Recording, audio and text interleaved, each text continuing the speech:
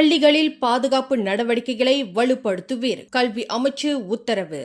அண்மை காலமாக பள்ளி மாணவர்கள் கட்டிடங்களிலிருந்து விழுந்து விபத்துக்குள்ளாகும் சம்பவங்கள் அதிகரித்து வரும் நிலையில் பள்ளி நிர்வாகங்கள் பாதுகாப்பு நடவடிக்கைகளை மேலும் வலுப்படுத்த வேண்டும் என கல்வி அமைச்சு வலியுறுத்தியுள்ளது. ஜோஹர் பாருவில் உள்ள ஜாலான் யாயா அவால் தமிழ் பள்ளியில் நடைபெற்ற கல்வி மடானி நிகழ்வில் கலந்து கொண்ட கல்வி அமைச்சர் ஃபர்லினா சிடிக் செய்தியாளர்களிடம் பேசுகையில் மேற்கண்ட அறைகூவலை விடுத்தார். மாணவர்களின் பாதுகாப்பில் எவ்வித சமரசமும் செய்து கொள்ள முடியாது. பள்ளிகள் புதிய பாதுகாப்பு வழிகாட்டு நெறிமுறைகளை கட்டாயமாக பின்பற்ற வேண்டும் என்று அமைச்சர் திட்டவட்டமாக தெரிவித்தார். மேலும் மாணவர்களின் மனநலனை பாதுகாப்பதில் பெற்றோர்களும் ஆசிரியர்களும் இணைந்து செயல்பட வேண்டும் என்றும் அவர் கேட்டுக் கொண்டார்.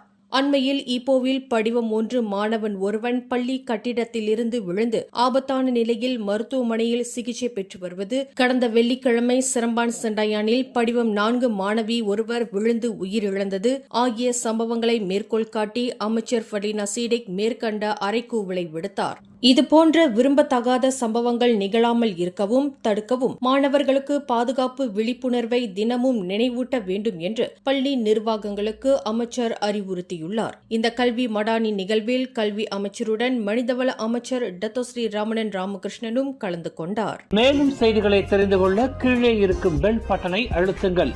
உங்கள் மகிழ்ச்சியை வெளிப்படுத்த லைக் மற்றும் ஷேர் செய்யுங்கள். தொடர்ந்து திசைகளோடு இணைந்திருக்க சப்ஸ்கிரைப் செய்யுங்கள்.